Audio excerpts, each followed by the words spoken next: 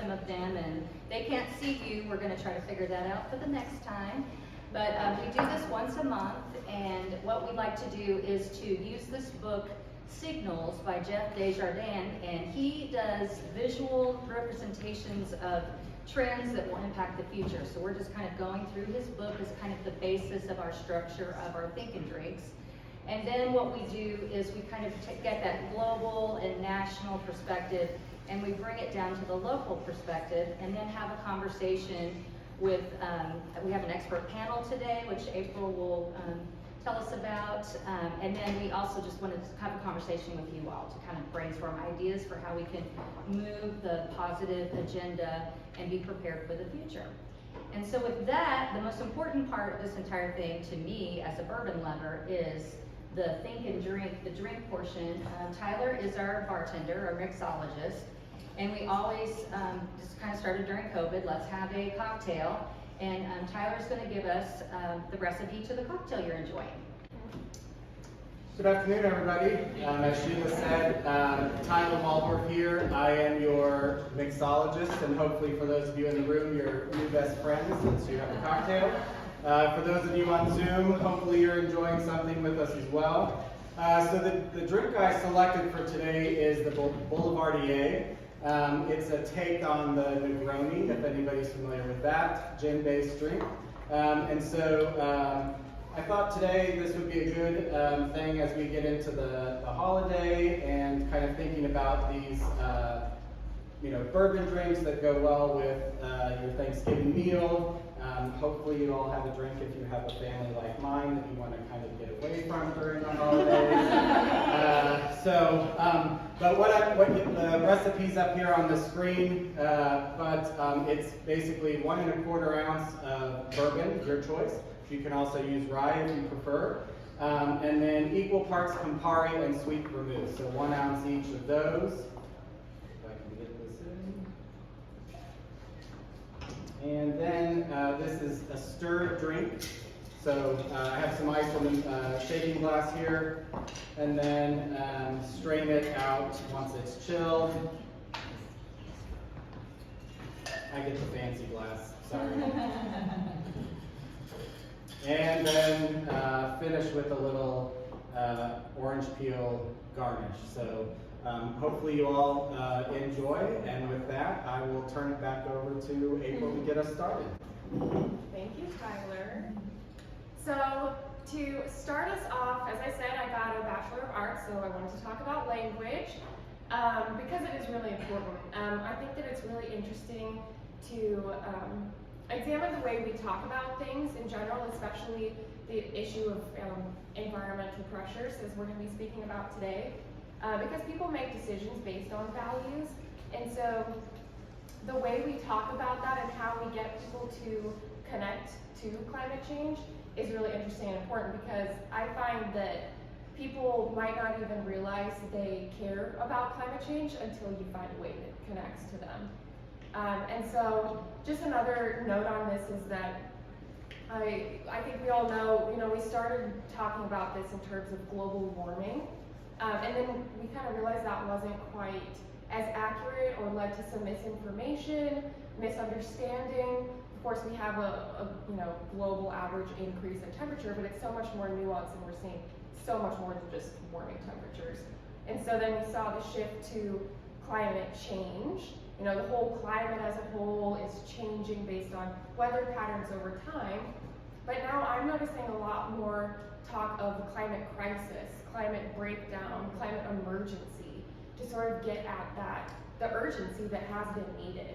And as someone who studied it for a while, and I'm sure a lot of you have felt that urgency for a while, and so I think that it's just really interesting to sort of get that out more into the public vocabulary.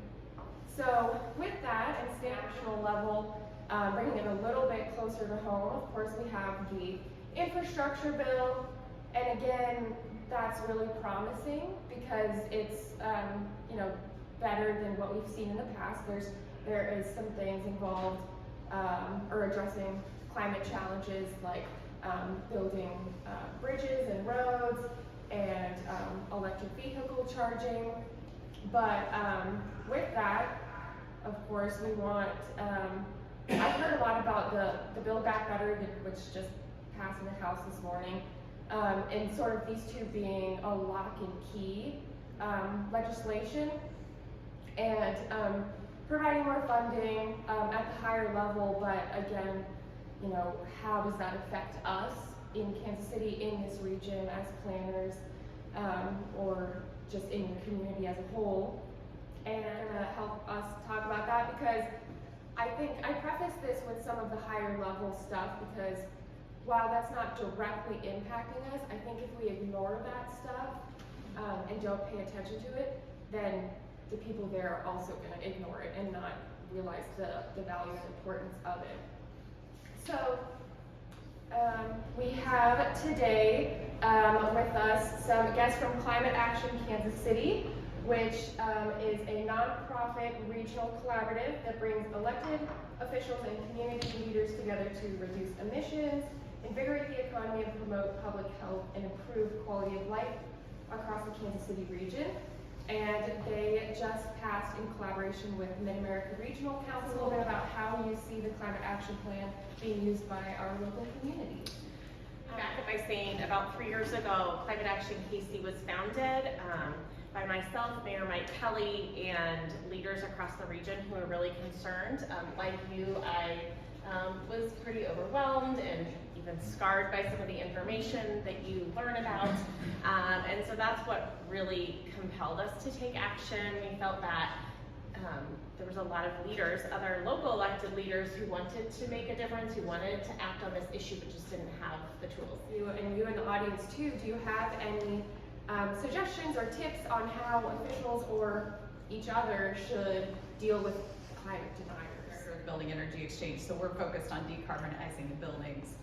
So coming straight out of the Climate Action Plan, anyone that's familiar with this conversation at all knows a lot of greenhouse gas emissions come from buildings. 63% was calculated come from buildings alone, about half being residential, half being commercial, and a small sector being industrial.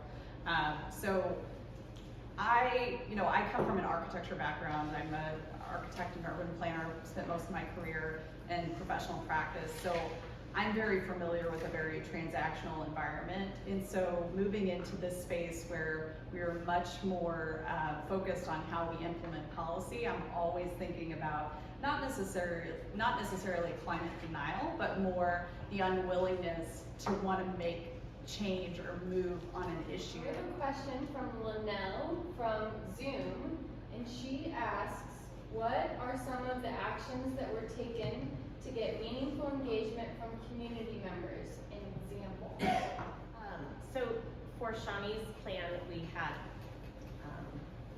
open houses that you could just walk through and put your ideas up on a map. I mean, lots of them all throughout the city. We had stakeholder groups, we had different, you could call them expert groups, but really like, retired folks, young people, teachers, all sorts of different types of people together discussing. We had Zoom options and in-person options. We had our comprehensive plan team held open office hours, answered anyone and everyone's question. Everything was open meetings. It was just a lot of opportunities for anyone and everyone to say what they thought. Have like a top favorite recommendation? Or that's so hard. It's like, who's your favorite kid? No. So hard to say. Let's see. I know what yours is. Do you want to say your favorite and then I'll say my favorite? I'm biased, right? But no, I just think that the building component is really fascinating because it really puts a lot of the onus on the private sector to step up and be a part of this conversation. It is really putting a lot of responsibility on the real estate industry to think about their role in this place. My favorite is green infrastructure because it's something that people can see. It's easy. Residents drive on Shawnees Parkway and they like that they can see native grasses and plants. It's beautiful. Do you, so I like green infrastructure too, but I ran into a lot of issues with people being so hesitant about it because either they're afraid of maintenance, or they don't want standing water or mosquitoes, or there's a lot of fears about green infrastructure. I'm wondering how you address that. Carla? Lane use is my focus. And I think that the panel has done a good job. I think that with the climate action plan, that we need everyone, and everyone needs to pick their passion, their focus, and work on that. And then when everyone does that, then that helps the community to come together. I think it's very important how the community develops and redevelops has a huge impact, because that drives so much and it's connected to everything else. When I think of green infrastructure, I don't think of the stormwater aspect. That is one part of green infrastructure, but I think green infrastructure encompasses all of our open space. Community is pretty mixed as far as the demographic and stuff. So when you talk about co-benefits, did you find when you were like age demographic differences in what people cared about and what and how did you speak to the maybe age? Because like I know what my mom cares about and what my daughters care about, diametrically different. And so I wondered if you ran into that on the process. We did. I actually found a lot of people who would probably consider themselves politically conservative were maybe a little bit more champions of the green space, open space. So I actually found that kind of interesting. It seemed as though younger folks were more interested in, we want to bring in more business, more restaurants, more retail. That's what I noticed.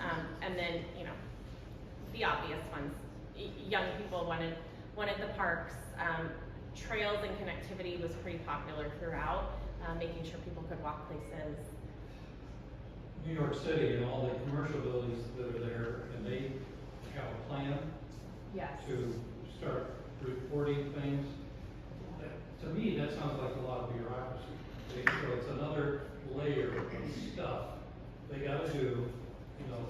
How do you get past all that data to the wisdom? You put up a slide on that earlier. Yeah. Are they all in lockstep with the attitude, or are they just doing it because somebody's telling them you gotta do it? Yeah.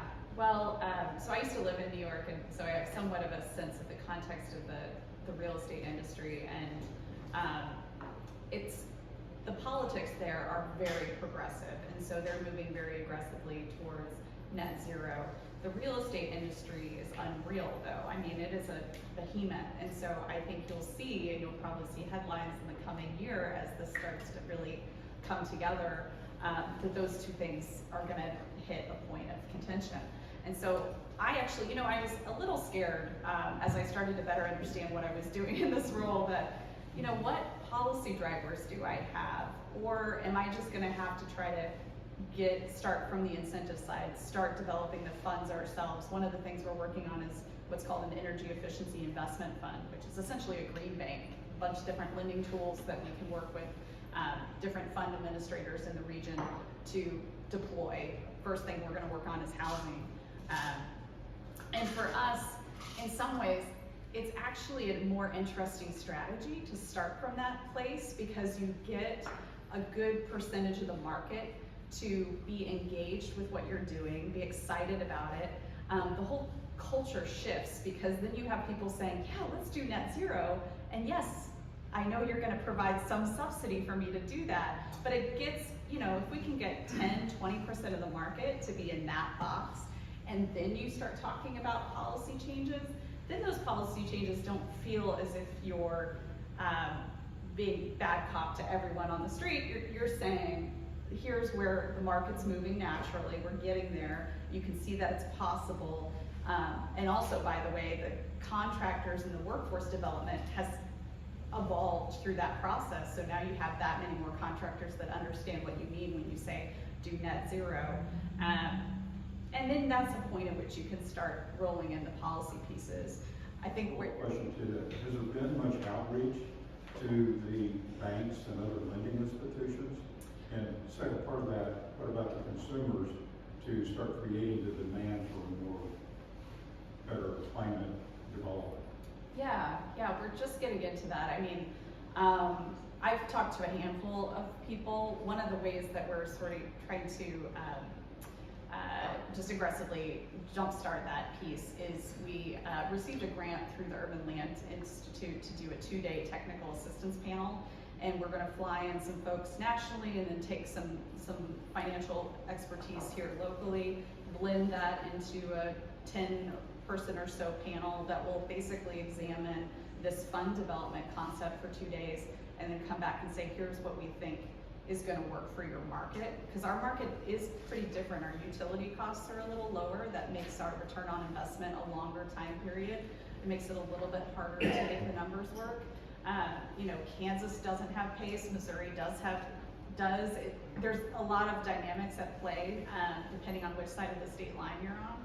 So the goal is really to try to get those things to come together, and hopefully at the end of that panel will be in early March, and then we'll report out on it at the summit in April. So hopefully we'll get a much cleaner answer as to where lending sits in this conversation. And so along with that, there's this project that creates toll lanes on 69 highway. And so reading a little further, I read where there's a plan now to widen 167th Street West.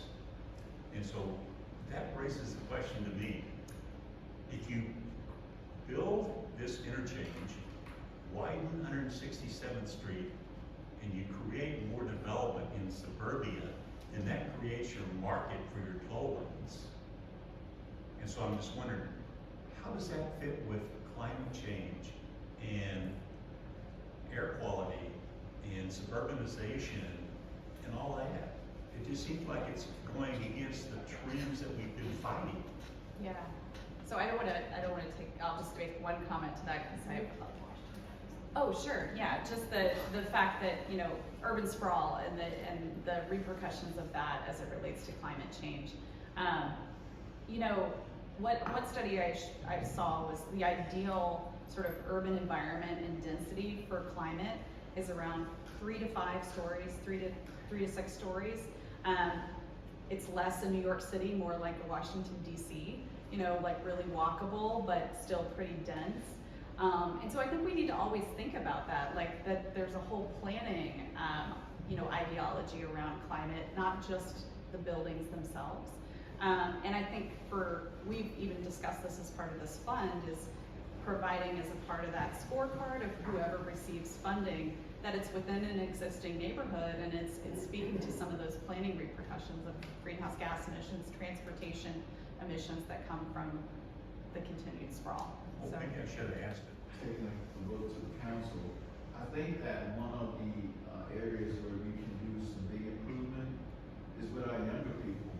I was at a mock interview for one of our middle schools, and I was impressed with 12, 13, 14-year-olds that knew about climate and the environment and all of that. But what we're doing is that we're so busy trying to get these, excuse my expression, old heads to change their mind. And we have a whole generation of young people that are going to be voters and consumers and are going to go to school, and I'm not sure we're really targeting them as we should.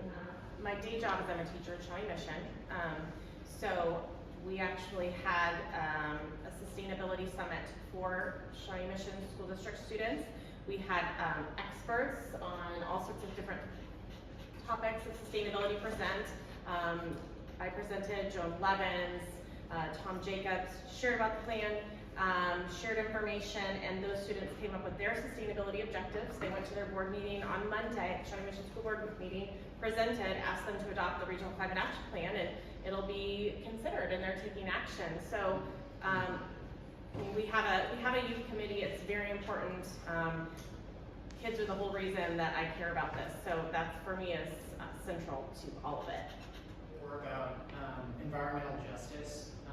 As we make this big transition, there's going to be winners and losers in terms of who is in a 100-year floodplain that's now a 30-year floodplain, as well as who's profiting off of the projects funded by a green bank. Can you talk a little bit about how to track those as we go, so we don't wake up 10, 15, 20 years from now and say, oh God, this wasn't shared equitably across the board?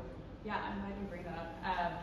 So our first partner with this fund is LICS. So LICS is a national CDFI, Community Development Financial Institution. And so their primary lending areas and targets are affordable housing or in distressed census tracts. They can lend beyond that, but not really. And so what I love about that is the guardrails that LISC sets up the guardrails for the first people who are in line for this funding.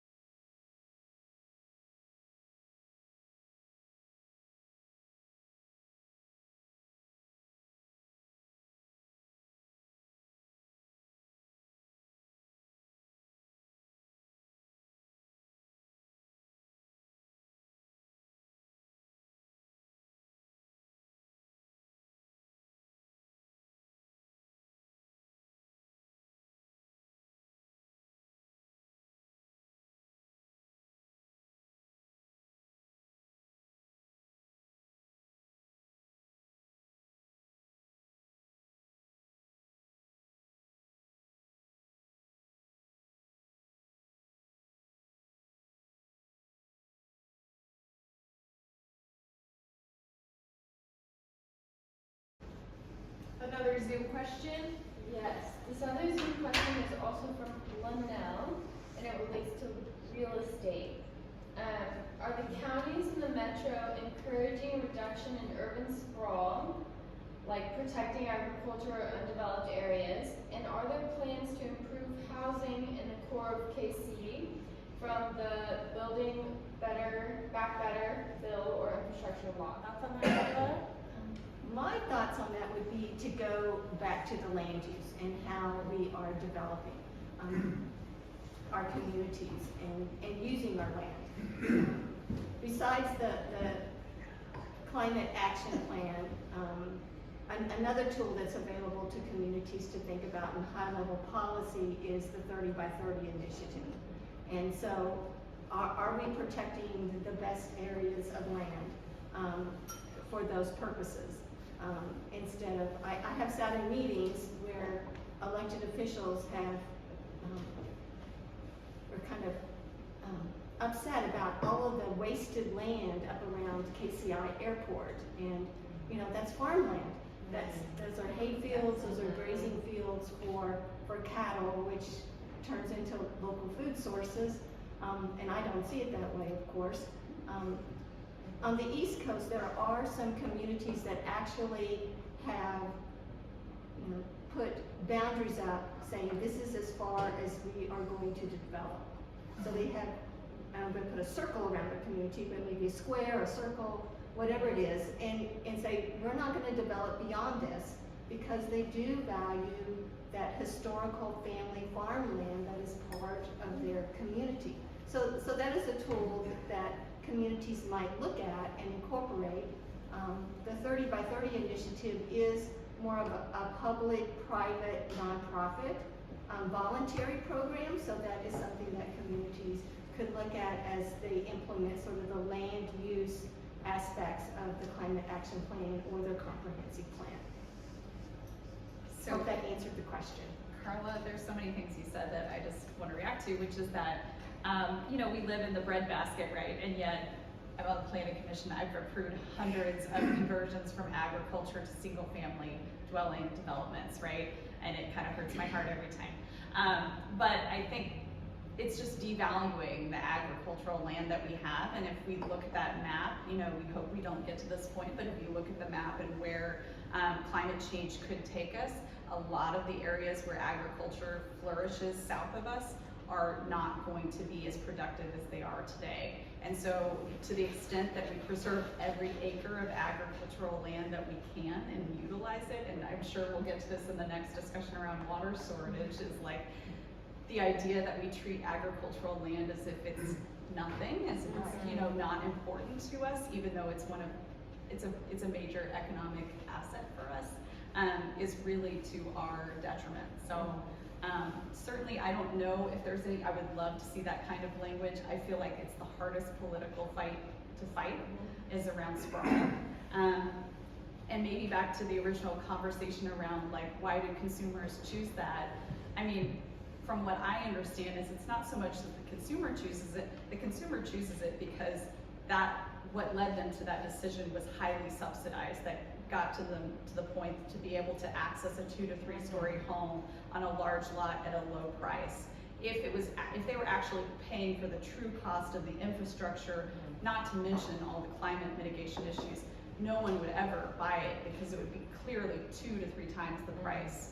And so I never try to blame the consumer in some sense, because we look around, we have families, we think this is a good size home for my family, it's in a great school district, which would be a whole other panel conversation.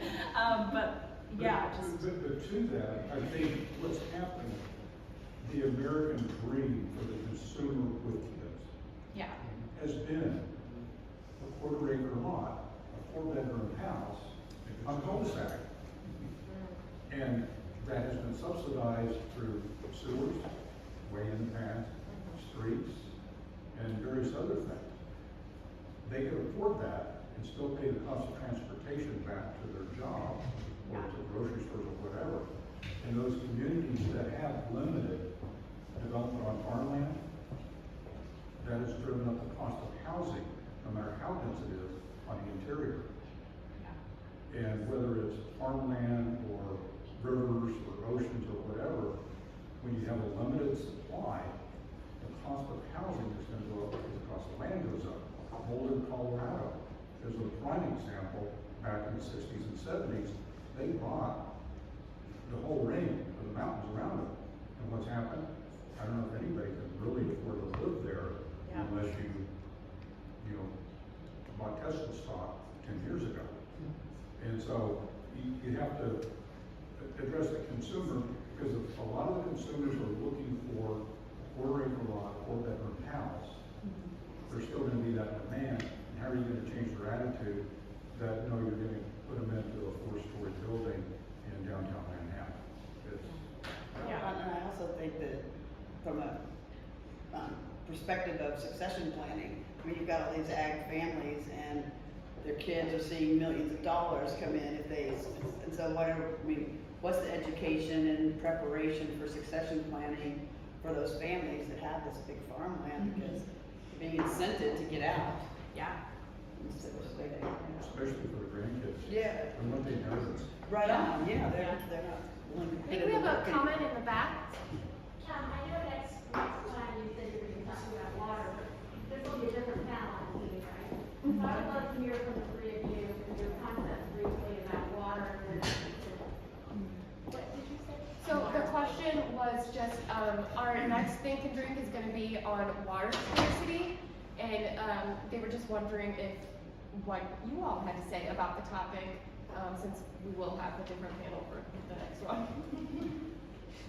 Any thoughts, Carla?